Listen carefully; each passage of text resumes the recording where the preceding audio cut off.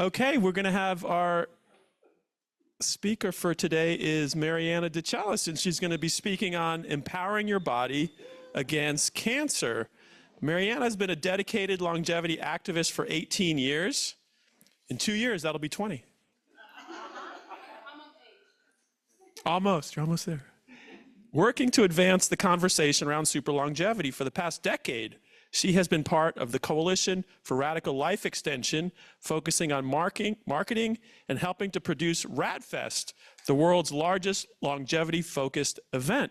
That's right. She is passionate about immortality, epigenetics, technology, and psychology. She has been on a mission for us to research ways that all of us can protect ourselves from cancer. And that's what she's going to be talking about today, empowering your body against cancer. Please welcome Mariana De Chellis.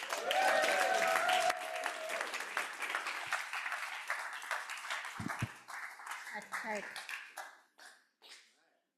All right. Can you hear me? I'll keep talking and then Scott. Thank you, Scott. Oh, that's loud. I'm really excited to be doing this. Can we take a breather here? Like I said before, but if you hadn't heard, I've been researching this topic ever since Jim asked last year if we could put together some things and ways to like a brainstorm kind of thing, how we have already our ebook on longevity practices about cancer. And I raised my hand, and without knowing, this has become like a full-time thing, passion that I've discovered, that I've tapped into myself. So I'm very grateful to have this opportunity to present to you guys today here. Okay, so let's get started. First off, I do want to say a disclaimer. I'm not a medical practitioner. None of this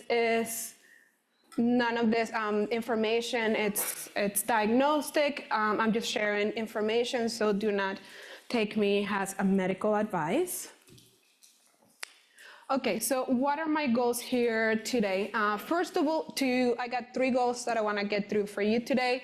Number 1 will be that you come out empowered to make choices that are going to empower your longevity. Number 2, that you can and should start preventing cancer today. And number 3, and we're going to go through that first, is that ignorance is not bliss. All right.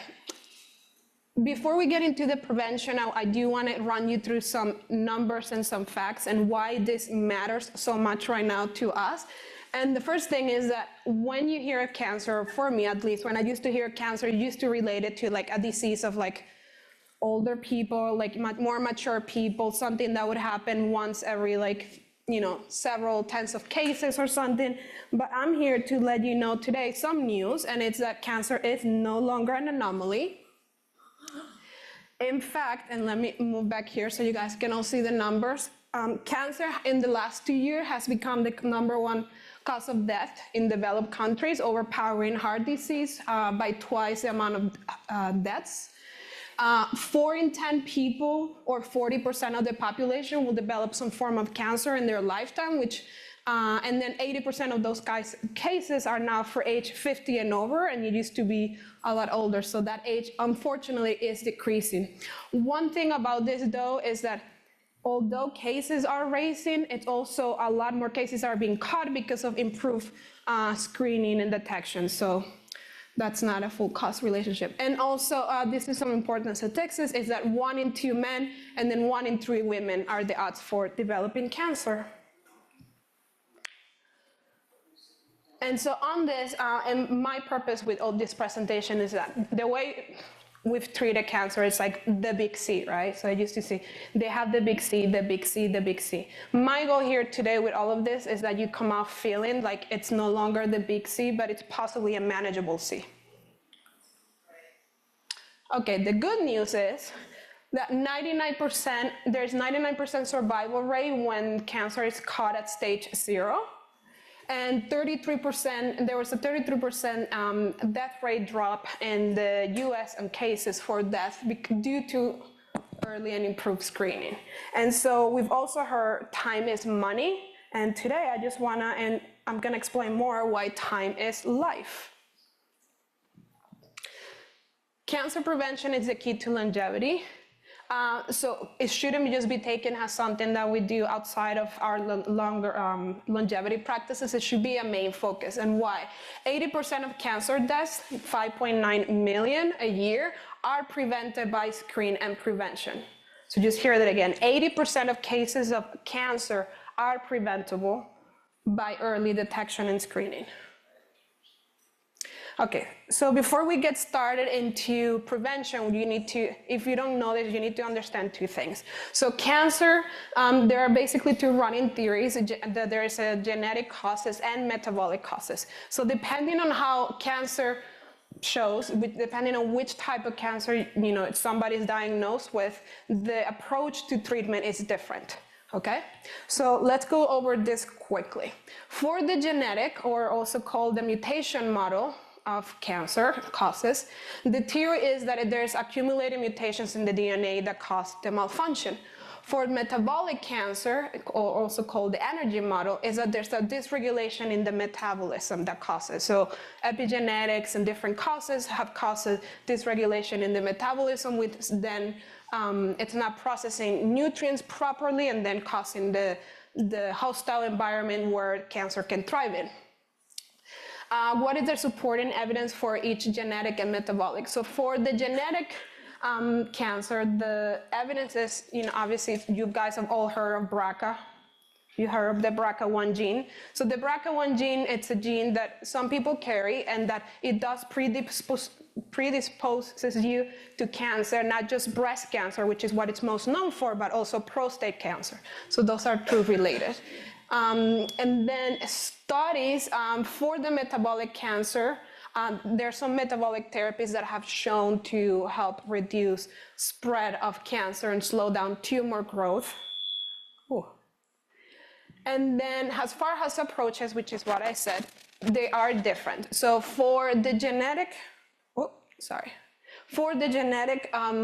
cancers, the approach focuses it's focused on targeted therapies like immunotherapy, chemotherapy, and gene editing, because then you can find the source and you can adjust it because it is genetic, and which is basically precise medicine. For metabolic cancer, because it is metabolic, the approach is to target inflammation, oxidative stress, and mitochondrial function. One huge issue that we have with cancer is that screening needs to become proactive. So of all of the cancer types, only 5 types of cancers have regular screening that you can go to the doctor, and depending on your age, you get it. If you're a woman, you go in, and almost every time you get a pap smear, they'll check for cancer, right? If you're a smoker and you have a good doctor, they should be checking regularly for a lung CT. And so if you're a male, there's prostate cancer screening through PSA, you get those regularly. However, that's only 5 types of cancer that usually get screened on your regular checkups. There's all of these other types of cancers that, unless they become big and apparent, you're not being screened until you're showing enough symptoms, which means that it's already progressed enough. Okay, so here I want to show you, no, it's okay. Yeah. Unplug it again. I'm doing my own IT here. Okay, there'll be a second.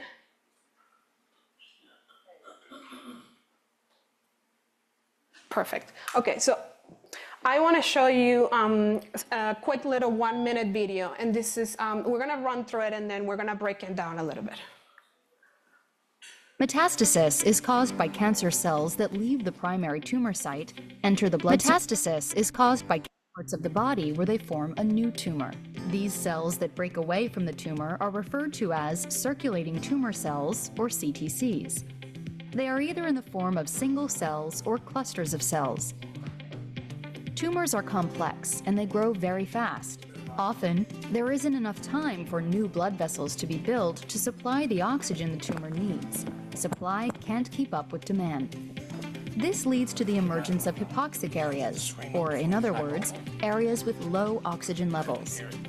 When oxygen levels drop, tumor cells produce more cell junction proteins.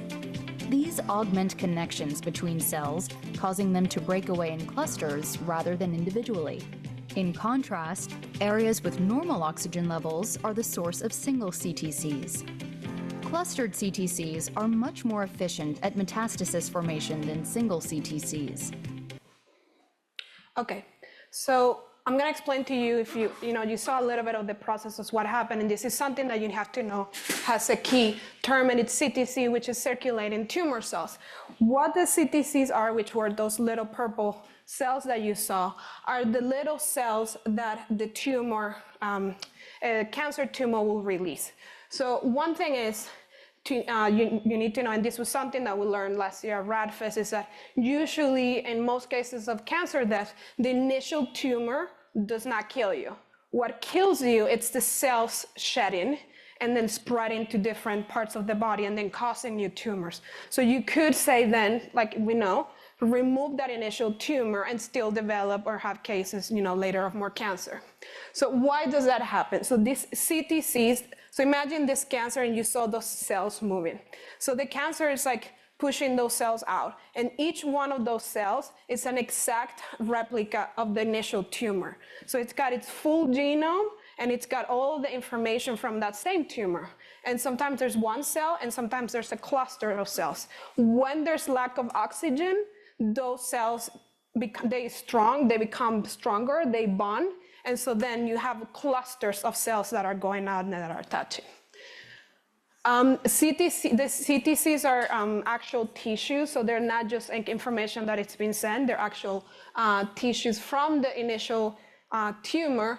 They can also be seen on by specialized licensed pathologists. They can be seen on samples.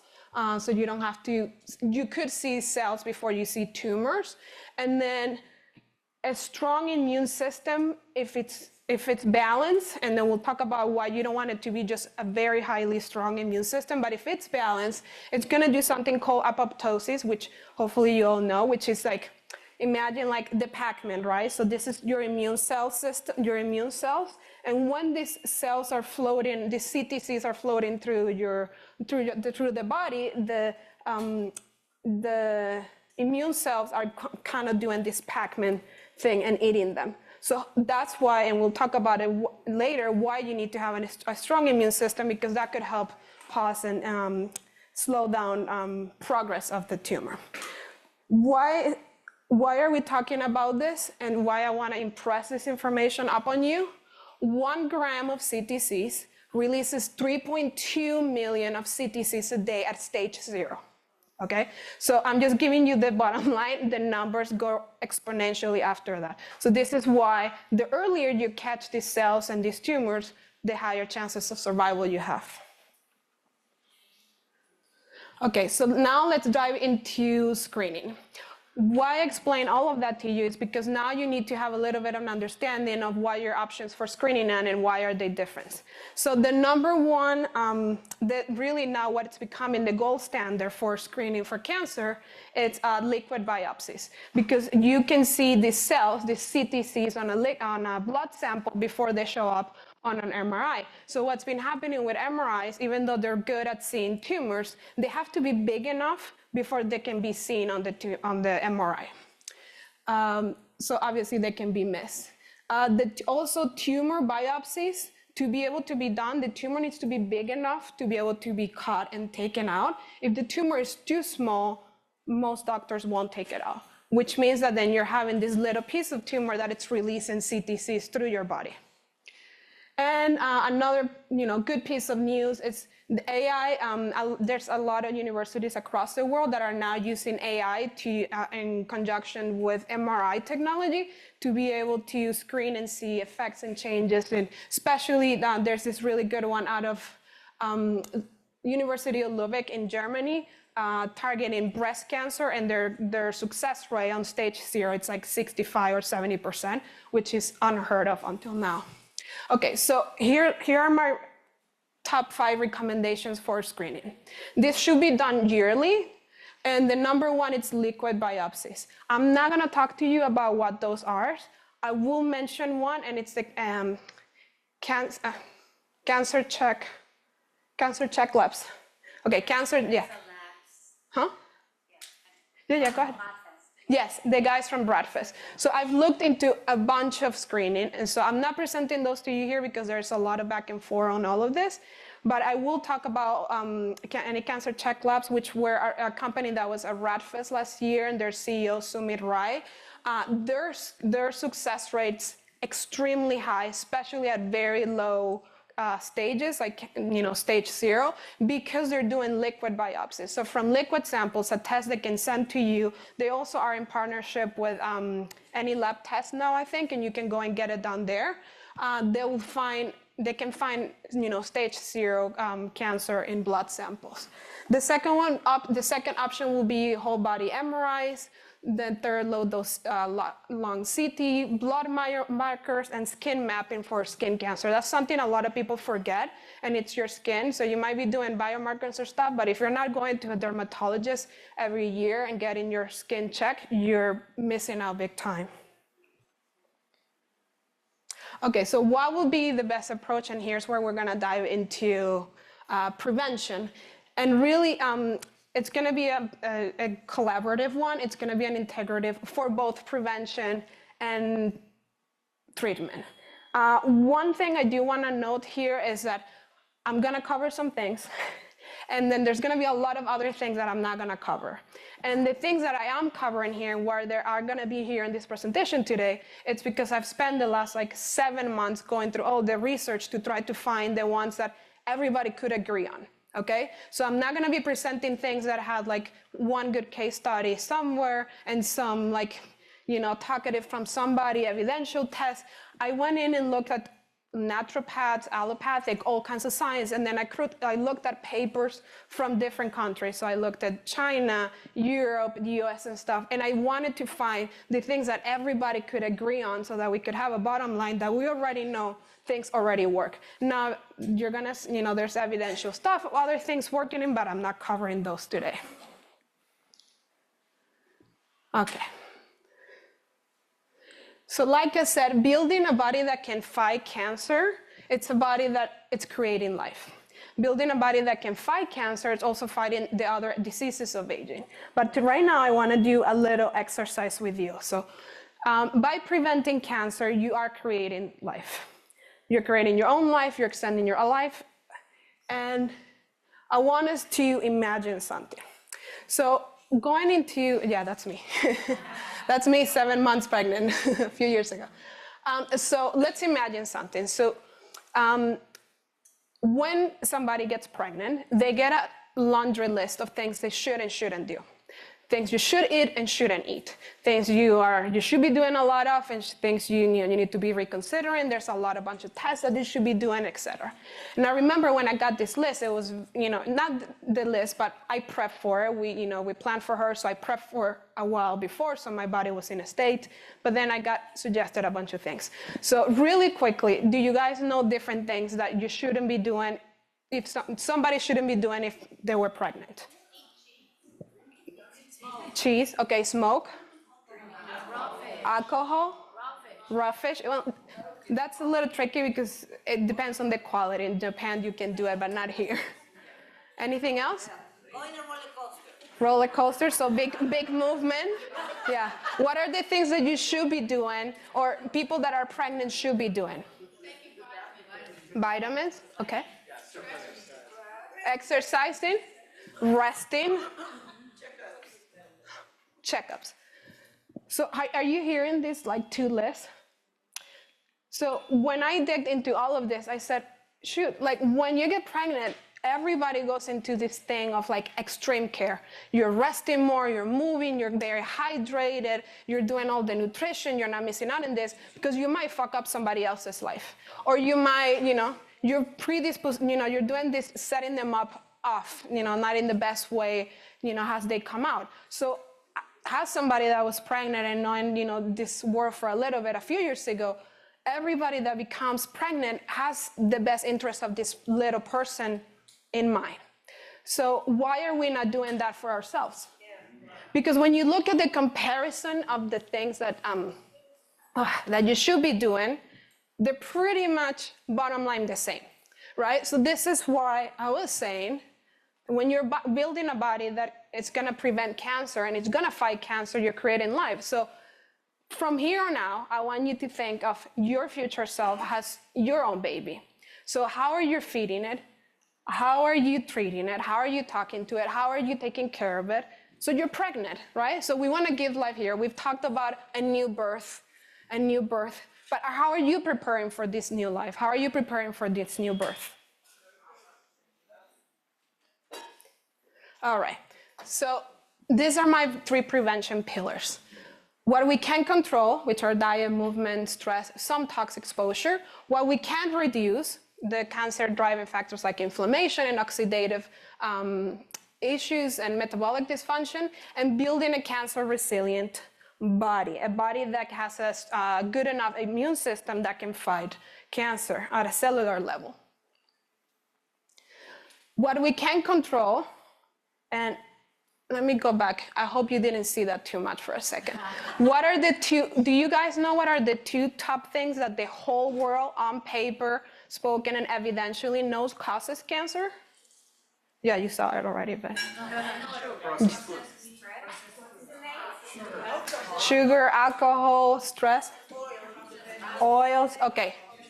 The 2 top things that cause cancer, proven in the whole world, across the country, all types of medicine, are alcohol and processed meats.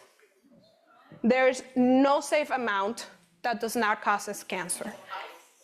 Yes, that was a big ouch, because for a long time there's been this whole thing of like, there's a safe amount of wine that you can do. I used to do mezcal because it's the least processed and it has some benefits to it. I've stopped this. So ever since I've done all of this, I've had, I don't know, maybe a couple of drinks in the last 7 months. And that's all I'm gonna say. They're both type 1 carcinogens. Can you help me with this stuff? Carcinogens. Carcinogens, both of them. And there's no safe amount, especially if you've already had cancer, the rate increases exponentially.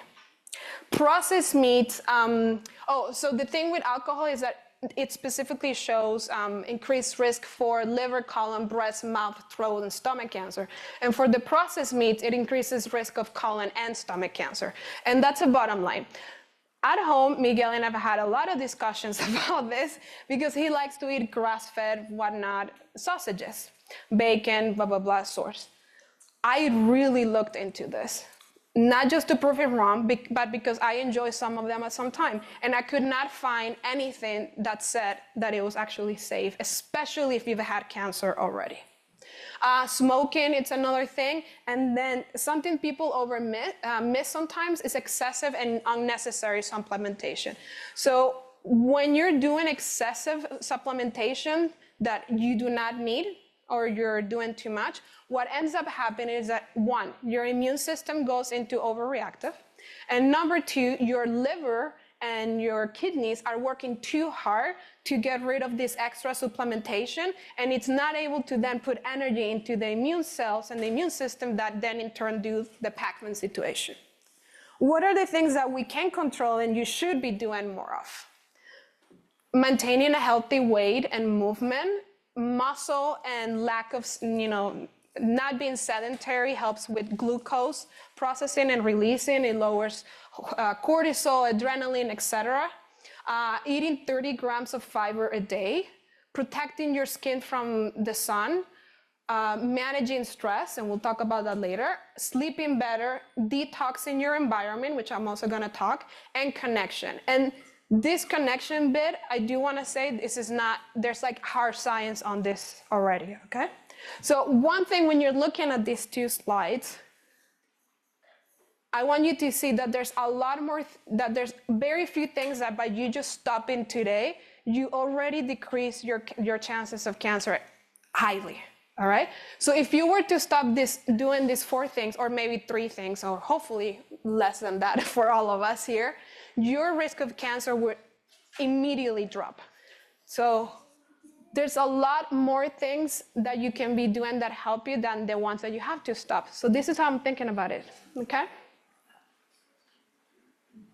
All right, so let's dive into some of the different areas. Detoxification, it's first. So detox matters because there are a lot of toxins that disrupt hormones. So, there's a lot of cancers that are estrogen driven and whatnot. By disrupting your hormones and stuff, your body it's not in balance and cannot fight the cells. It cannot do the Pac-Man. How can you reduce exposure? So I want you to think of your senses, right? So your 5 senses. What is your skin touching? What are you putting into your mouth? What's coming in through your eyes? All right? So when you're thinking of detoxing, going through your senses helps kind of address the thing. So for example, and we'll go through that, but when you're breathing, is your air filter? What kind of quality of air do you have? What are you putting on your skin? What are you eating? And then we're gonna talk about supporting natural detox pathways. I'm not diving too much into this because we've covered them enough, and Jim has a really good presentation in his class. The class number 1 in dynamic longevity covered this extensively, and everything that he says is and will help you lessen your risk of cancer.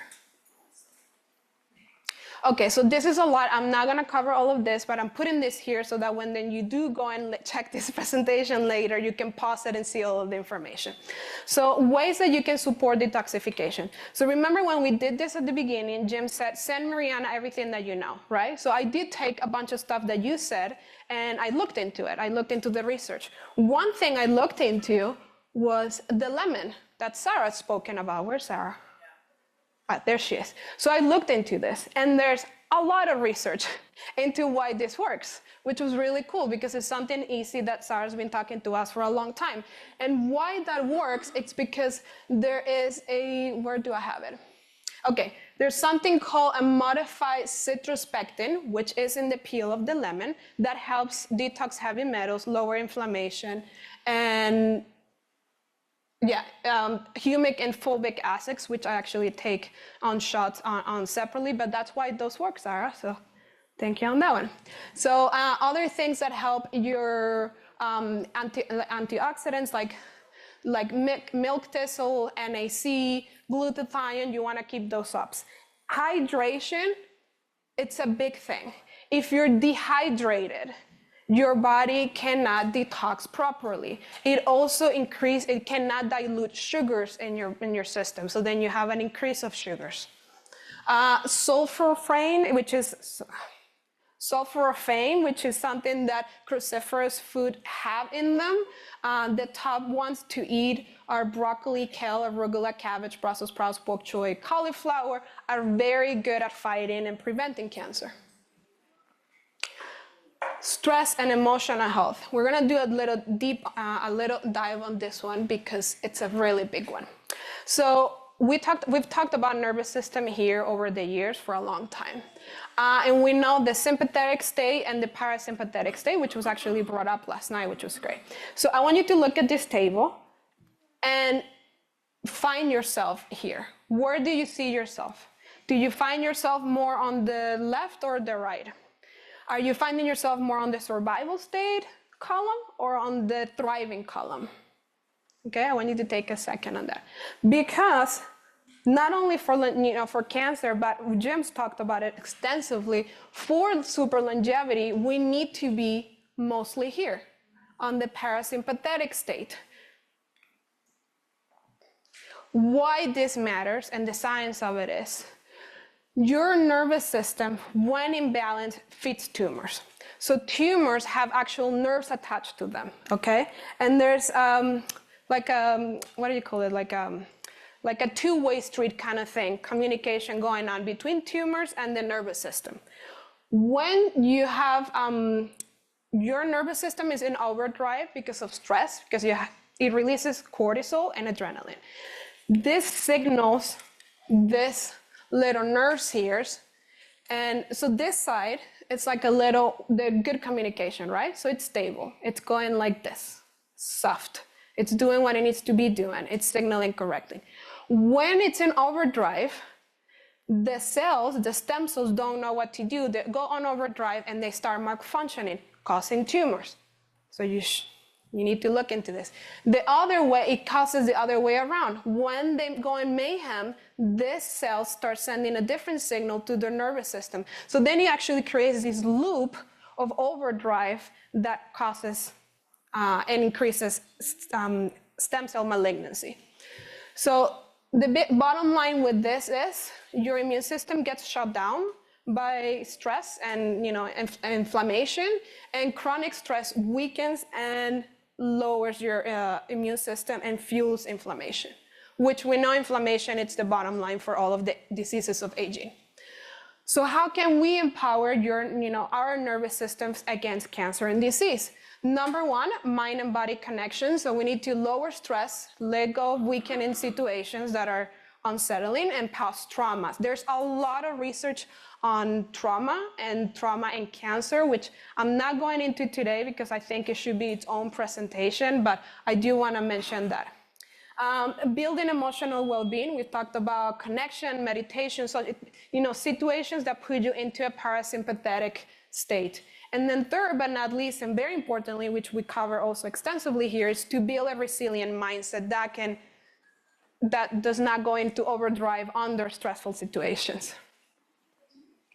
What are some easy swaps for thinking detoxification? Again, I want you to think of exposure through your 5 senses. How are your sensors being exposed through, to toxins in this world? Now, we are never going to be able to completely 100% get rid of toxic level. We live in a world that's got a lot of things. But I do want you to think on ways that you can proactively reduce your exposure to toxins. And a few things when thinking of your senses. One big thing, and this one just was covered by the FDA, CDC, a bunch of things, and I don't know if you saw the news, that was like 2 months ago. Please get rid of all of your black plastics in your kitchens. Anything that's black plastic, it's highly toxic.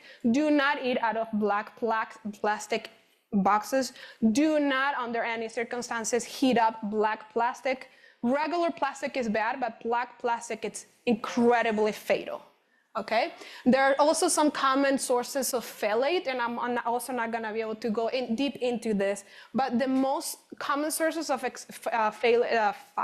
phthalate exposure are fast food, home fragrances, so think like cleaning products, smelly things, candles, things like that, personal care products, so anything that touches your body, hairsprays, lotions, toothpaste, makeup, household cleaning products, and house dust.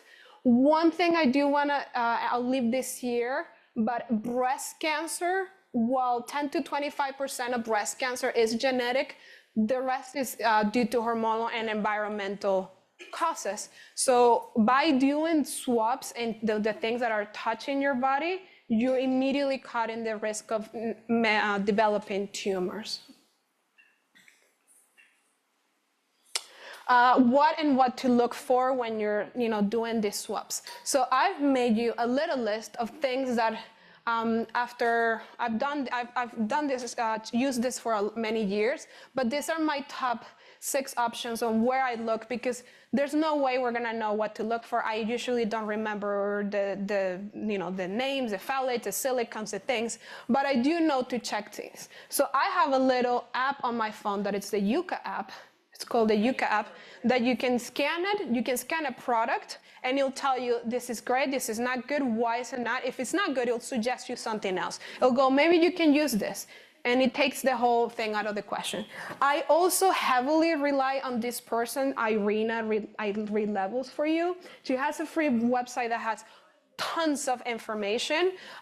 She reviews everything from mattresses, sheets, air filters, cookware, anything you can think of, like literally anything that you can think of. And then she'll explain to you why. She is a lab researcher, and she has many years of this, and she works with companies to help detox people.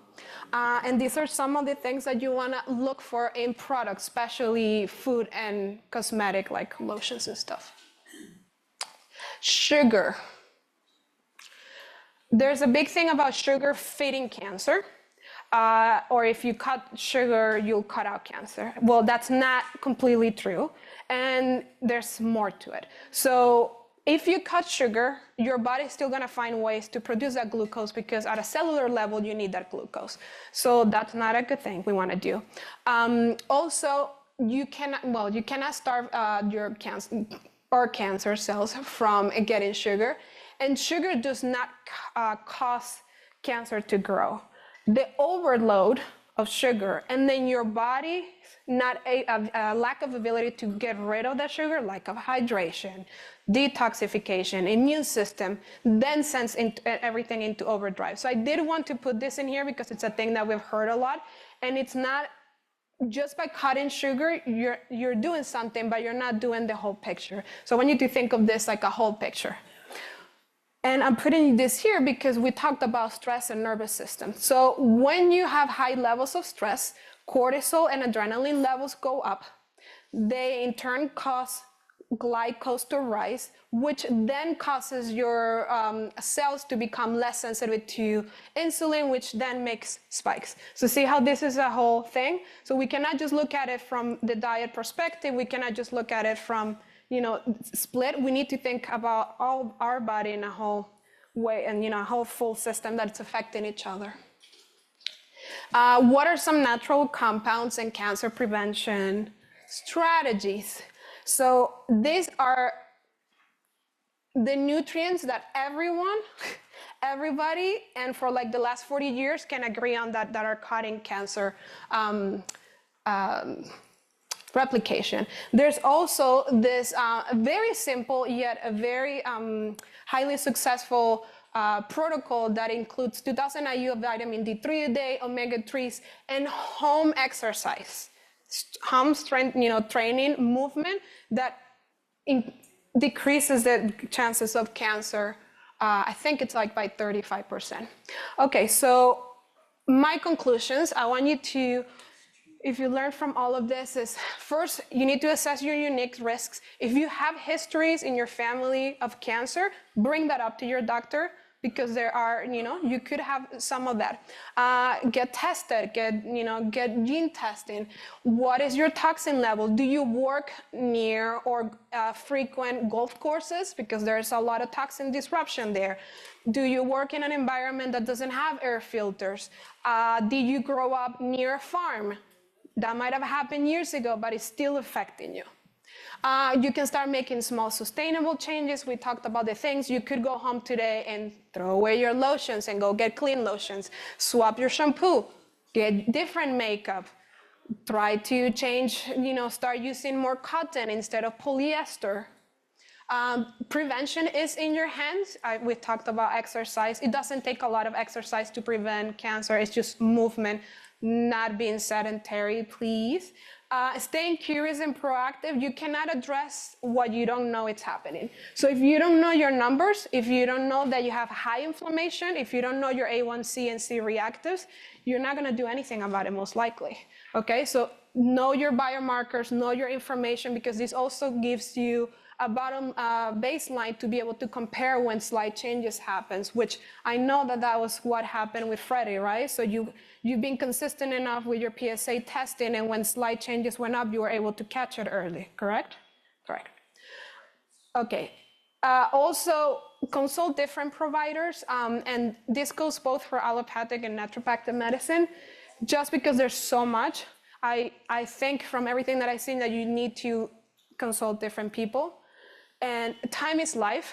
Do not please waste time trying to, shove things and be like, oh, it's the heat, I'm feeling this way, headaches, sudden weight loss. Please do not chalk it into something else. Get curious, try to find out what's happening, because it might be the indication that something is happening.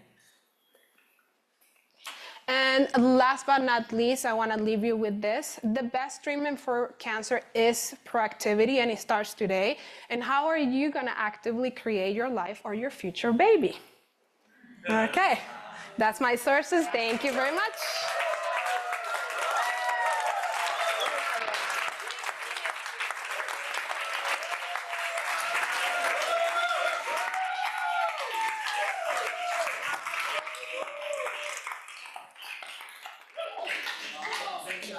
Thank you. Do you want to do anything? Do you want to cover anything? Or? We didn't talk about it, so I didn't know. Some Q&A? Sure, yeah. Okay. So one thing, if we're gonna do Q&A, I cannot tell you about dosing, I cannot tell you about treatments, I can't recommend you things based, I can let you know, maybe look into this, look into that, but I cannot give any Right. advice. Yes, Yeah. understood. Yeah.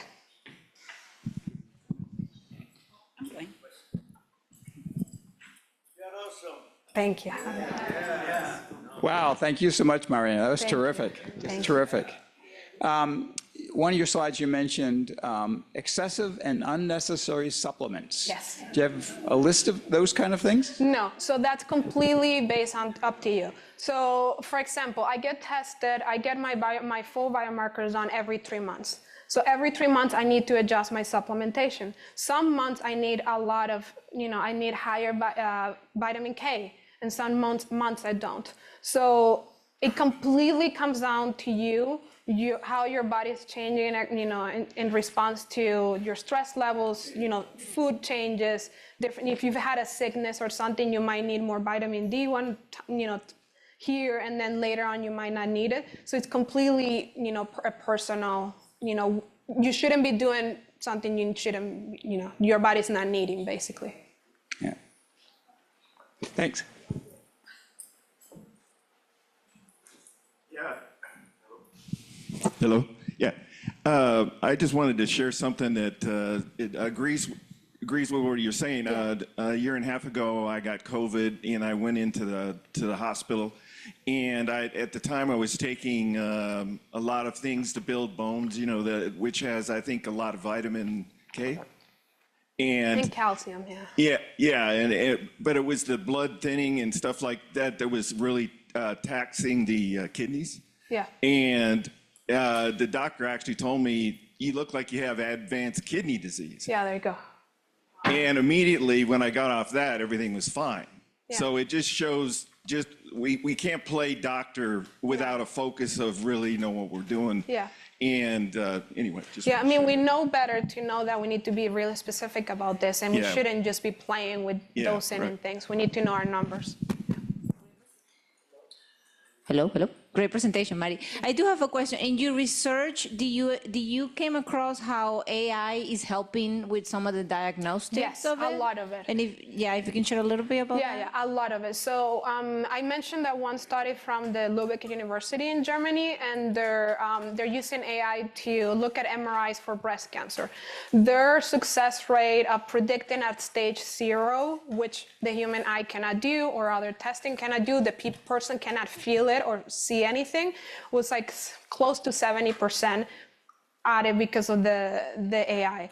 They're also doing it in Canada for brain tumors and scanning brain, MRI imaging. The company Prenuvo also does like out-of-pocket MRIs. They do 3 types of MRIs. You can get them there. They just opened here last year in Scottsdale. And they do MRIs with AI technology, so merging those two. So you're gonna have a radiologist and an AI look at your report and spit out results. The thing with the MRIs and the AI, why AI is helping, and I learned it's that MRI also sees, as we get older, we start developing like little cysts or masses or stuff. So when people used to do the MRIs on their own, and they used to be like, oh, you got like, I don't know, 10 things that we found, right? And then they will go into like not necessary biopsies and stuff, causing problems, issues, etc. Because the MRI just says a bulge, and it could have just been a cyst, etc. Where AI is coming into, it's in seeing at a very like specific level commonalities and trying to predict if this is like a bulge or is an actual like a tumor. Like a tumor cell. So that's why it's helping. So it's not replacing, I think it's complementing really well and advancing what the MRI technologies are doing. I was just going to respond to the supplement question, that it's also very important to look at the ingredients of the supplements and the added ingredients, and to try and stay with whole food supplements and herbal supplements versus synthetic over-the-counter supplements, because the body can't break it down and absorb it the way that it can whole food. Yeah. Oh, one thing I want to mention about that, you also need to know your data and your numbers. So for example, I put in there, on the compounds that help prevent cancer, fight cancer cells from growing, green tea. Genetically, I cannot do green tea, okay? So I did a genetic test and it told me you convert green tea into a way that's actually toxic. So I cannot do green tea. Now, if I were just to go on and take green tea every day because everybody said that it's good, I would actually be making myself toxic. So this is why you need to get very specific about your own body and your situations and what kind of life you're creating, because your life and your baby is completely different than mine, and it needs different nutrients and it needs different things. Yeah. Oh, Ilani. Hi, everyone. Thank you, Mariana, for this great presentation. Hi, guys. Yeah, I miss you a lot. I'm just getting over a cold. I should be there tomorrow because I feel really good. And also, Bella had some seizures and was in the hospital, so she's on seizure medication, and she's kind of out of it. So I'm also kind of babysitting her a little bit. So that's what's going on with me. But I'm one of these people that, like Miguel and maybe Mariana, I know you said you like him too, is I really get a lot of energy from grass-fed beef hot dogs and not necessarily bacon, but I'm definitely a sausage, grass-fed sausage lover. The other thing I do use is beef sticks. Now I get, the grass-fed. I actually, when you said, not to do any processed meats, I immediately looked up online, like what's processed. And actually in that list, there wasn't the beef sticks. Yeah. So do you know anything about that? Are those also really? Yeah, so two things with that. So obviously if you're gonna eat a grass-fed kind of thing, meat, it's gonna be better than, Oscar Mayer's or something like that. One of the theories on why this, and it specifically addresses colon cancer, okay, which is the biggest risk for the processed meats and the red meats as well. It's because the theory behind this is that the way their composition, it takes a lot for the body to break this down, okay? So then not only passively, it's not being broken down completely, but it's also, it's leaving things behind, but also if you're not eating good quality of it, it builds up in the colon, okay? So that's why also gut health is very important. But yes, unfortunately, excess red meat and all processed meats, everybody could agree, both a naturopathic and allopathic, and increasing colon cancer specifically.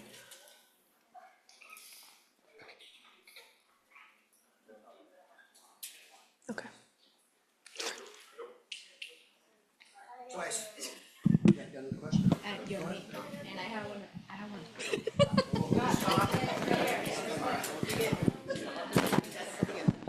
Hello? Okay. Yeah, good job, Mariana. It's amazing. Thank you. Yeah, I want to share my experience about the supplements, Bruce. So 8 months ago, I did my blood test, and my vitamin B12 and the vitamin D was kind of low. So I started to supplement these two, and I just did another blood test 1 month ago. It was basically over the level. So I stopped it.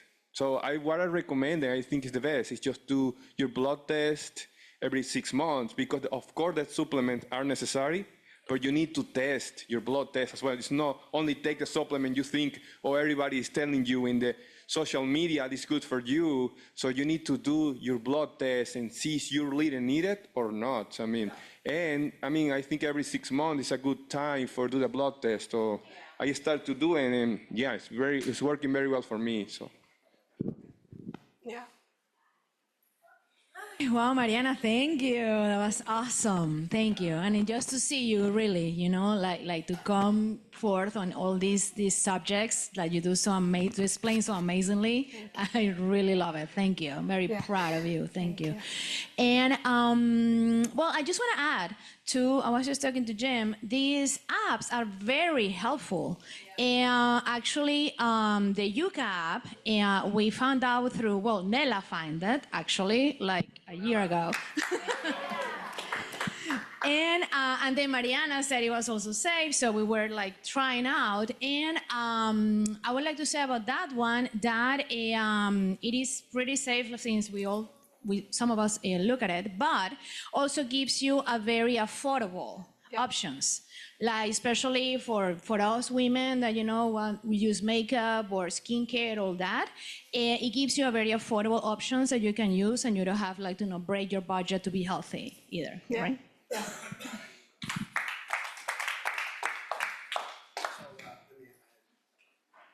Thank you, Mary. Great job. It's a challenging, presentation to give because there's so much controversy around the different topics. Like sugar, for example, et cetera, et cetera. Yeah, last night I got rid of a bunch of slides and. Yeah, sometimes people don't take into consideration like, okay, sugar, you necessarily don't need to overdose in sugar, but they don't take in all the other factors, like you said, cortisol, et cetera, et cetera. Yeah. But anyway, so back to the beef sticks. I don't necessarily eat beef sticks. Jim, I've been having this discussion for 7 months. And then this last week I just said to Miguel, eat all the beef sticks you want. Absolutely. So just to be clear though, you're talking about the density of that stick or the way it's compounded is actually causes the digestion has to work harder. That's really the issue. It's not the nitrates. Or nitrates are a factor, of course, but like you can get these nitrate-free, minimally processed, sticks, turkey, chicken, et cetera, and they're very convenient, in that context. But this is a good point. I mean, they're supposed to be nitrate-free, grass-fed, organic, uncured, the whole thing, right? But so isn't it basically those nitrates, uncured, all those other things are really the factor? Or I mean, how do they run these tests appropriately, to find out, is it really that, you're eating, you get all those other things out of it, and you're eating maybe a food that's maybe compounded in a maybe a dense way, maybe a little hard in your digestion, but is that really not the major factor, or? Yeah, so and this is just my feeling, right? Maybe you don't eat as many of them. Yeah, and I think they're a filler kind of in between. And so for me, it's, I don't think it's a black or white thing. For me, it's been easy to just get rid of it. It's fine. I don't have to get out of mine. For Miguel, for example, he wants to eat it. I do think most of it on the research comes from the nitrates and all of this, excess, that it's not just the meat, the toxins. Also, the people that these studies are being run on are probably not doing grass-fed, no toxins, no things, good water, right? So then there's also this, right? Yeah, so there's also, it's not like a straightforward kind of thing, X causes Y. But there is this thing, and I did find that over and over, the research, it's how hard your body has to work to get rid of, process the meat, even just a steak. Your body needs to work really hard digesting it. So then all of the energy goes into digesting, which pulls away energy from the immune system, for example. And so this anytime the body needs to work really hard at, setting back these levels, or processing or something, and then say that combined to maybe somebody having like a weak immune system, then that's like a perfect environment for then that settling. So I don't think it's like a black and white kind of thing. Obviously, also, if you're doing colonoscopies on a regular basis and you're keeping track of it, I don't see why you wouldn't do them here and there, or as needed. But if you're not doing the colonoscopies, you're not having checked your risk, you haven't checked your A1Cs and all of this, and you're still doing them a lot, I don't think that's a smart idea. But so I think it's like a combination of things. It's my feeling. Very popular. So I just wanted to say, maybe it's my phone next to it. I just wanted to say that, so I brought my Paleo Valley beef stick with me today, which has all the things that gluten-free, soy-free, no MSG, blah, blah, blah, blah, blah. And then I did my Yucca app on the paleo, and it says 30 out of 100 that it's poor. That's not good, yeah. And that it also says that there's no substitute. Yep. There's no better beef sticks. So anyways.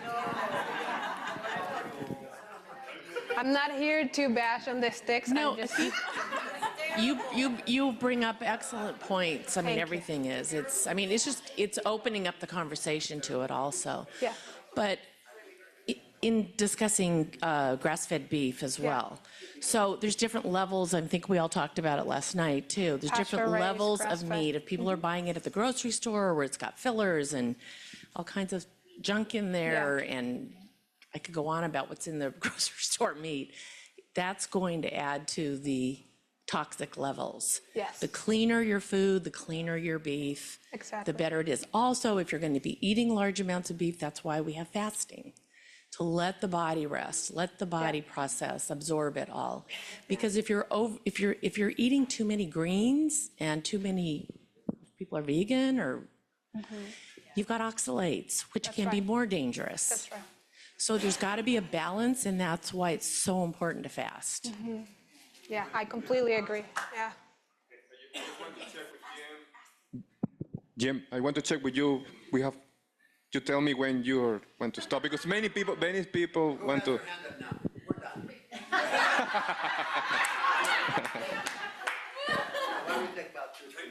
Two more.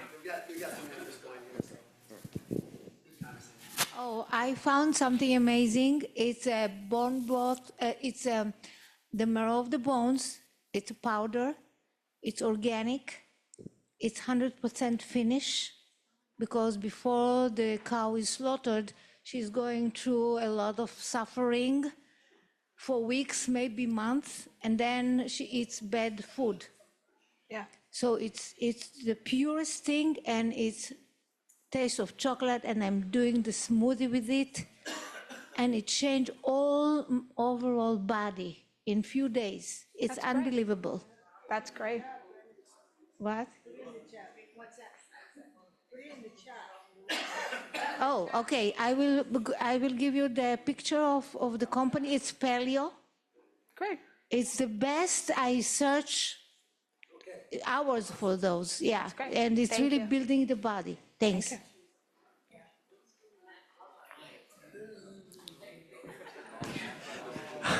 Excellent presentation, Mariana. Thank That was you. a very challenging topic too. Yeah. A double question. Yeah. How do you measure biomarkers, and how do they impact your selection of supplements? I do blood tests every 3. I've done them every 3 months for the last 2.5 years. That's a lot of blood tests. There's like 20 some blood tubes at a time. And I check everything. So I check minerals, I check CDC panels, heart panel, all kinds of things. So it's a very extensive report. And then based on that, and then, I also have a track so I can know what's helping and what's not. So it's just testing regularly, just through my doctor. Yeah. Maybe talk about, also would be important for people. Yeah. Yeah, you covering that, it's just every 3 months, sometimes they won't cover it. Do you go life extension blood tests, or how do you? Yeah. People know how to afford it, they get that. Yeah, okay, so let me say, I have been doing every 3 months for the last 2.5 years because I've been wanting to regulate hormones and different things. I'm now, this month I'm doing my last 3 months, and then I'm switching to 6 months. My doctor here, which you guys know, Dr. Geyer, some of you know, she's been here before. She's not covered by insurance, but she somehow has a way to go run her tests through insurance. So I do get this test, very extensive test that we're not having to pay for. Our insurance is paying for it. I don't know how it happens. I'm just happy not to get a bill. And so I'll just continue to do that while I can. Through Life Extension, they do their biannual yearly sales and different things. They have very comprehensive blood tests to be done. Another thing that I would recommend, highly recommend everybody get done like once a year at least, is your food sensitivities. So on the food sensitivities, the last one I just got done like 2 months ago also came back with environmental loads and different things. So I'm very highly reactive to all of this, like toxins that are in perfumes, candles, cleaning products, all of this. And that drives my inflammation. I also, things that are in here that I told you about, I shouldn't be eating, like flax seeds, chia seeds, all of that, which I had been doing for a while. And last time I did them, it was fine.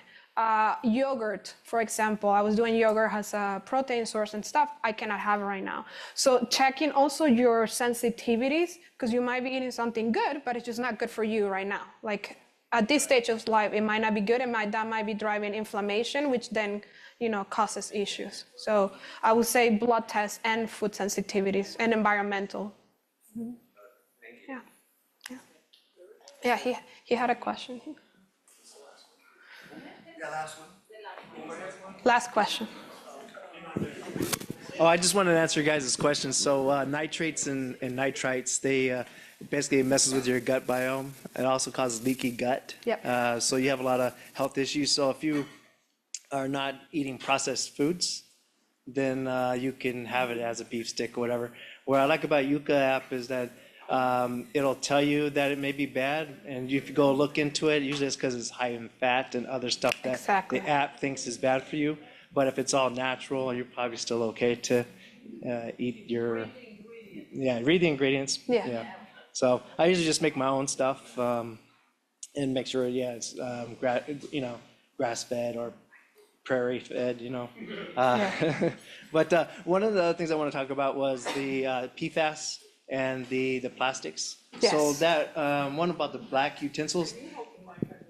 Oh, sorry, the black utensils, they actually recanted that article because they had did their miscalculations and found out that it's not as bad as it was promoted on, especially on social media. Okay. But the thing is though, you still absorb plastics. Yes. And you should stay away from all plastics, especially when Yes. you're cooking. So go with wood and metal. Yeah. And also PFAS, like your Teflons, shouldn't be eating those, you're cooking with those because those get into your body. So cast iron is probably the best one. Yeah, Season it properly. Glass, cast iron Glass. and stainless steel are Correct. the top 3 recommendations. Yep. And one of the other problems about microplastics is that they're finding in cadavers up to a teaspoon of plastics In the brain. Yeah. Yep. So Yep. stay away from. Can you hold your mic? Okay, I'm just saying you want to try to stay out of with plastics. They were Yes. saying brushing your teeth. They said that it produces out microplastics, but since we spit it out and we don't swallow it, we're okay there. So you want to rinse your mouth out. Drinking water bottles. If you're refilling them, that's good. But if you're buying like a whole 24-pack of bottled water, you're actually consuming plastic that's in there. So Yeah, and anytime these plastics are exposed to heat, they're releasing like lots of plastics that you don't want to be doing. You don't want to be ingesting those. Okay. Thank you.